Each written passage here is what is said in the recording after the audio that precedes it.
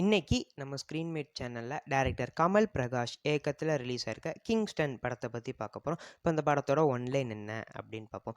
தூத்துக்குடி மாவட்டத்துல தூவத்தூர் அப்படிங்கிற ஒரு ஊர்ல மீன் பிடிக்கக்கூடாது அப்படின்னு சொல்லி கடல்ல வேலி போட்டு வச்சிருக்காங்க. ஏம்னா பாஸ்ட்ல நடந்த சில அமானுஷ்ய செயல்கள்னால. பிரசன்ட்ல ஹீரோவுக்கு சொந்தமா ஒரு கப்பல் வாங்கி கடலுக்குள்ள போகணும் அப்படின்னு ஆசை. அதனால ஸ்மக்லரான தாமஸ் கிட்ட அவர் வேலை பார்த்துக்கிட்டு இருக்காரு. ஒரு டைமுக்கு மேல இவங்க 2 பேருக்குமே கிளாஷ் ஆவுது. அதனால ஹீரோவும் அவங்க ஃப்ரெண்ட்ஸும் கடலுக்குள்ள என்ன இருக்கு அப்படின்னு பார்க்க போறாங்க. ஸோ இதுக்கப்புறம் என்னாச்சு? அந்த சாபத்துலேருந்து அந்த ஊர் மீண்டுச்சா இல்லையா? அப்படிங்கிறது தான் இந்த படத்தோட மொத்த கதையே.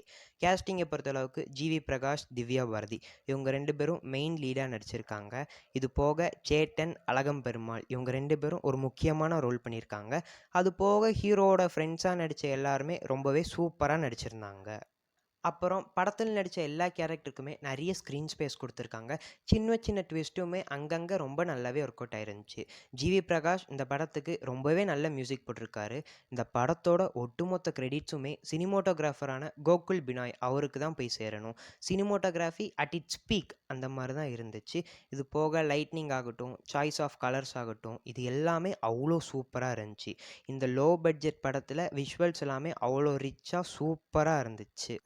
இந்த படத்தில் என்னதான் ஹீரோயின் கேரக்டர் அந்த அளவுக்கு ஒரு இம்பார்ட்டண்டான ரோல் ப்ளே பண்ணாட்டியும் கூட அட்வென்ச்சர் படங்கள்னாலே கிளாமருக்காண்டியே ஒரு லேடி கேரக்டர் வச்சுருப்பாங்க.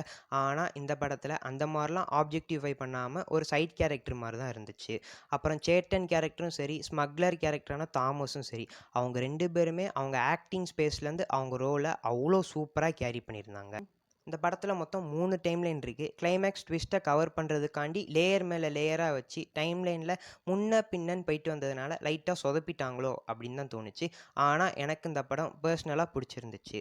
நீங்கள் ஒரு ஃபேண்டசி அட்வென்ச்சர் படம் பார்க்கணுன்னு ஆசைப்பட்டீங்கன்னா இந்த படம் உங்களுக்கு கண்டிப்பாக பிடிக்கும்.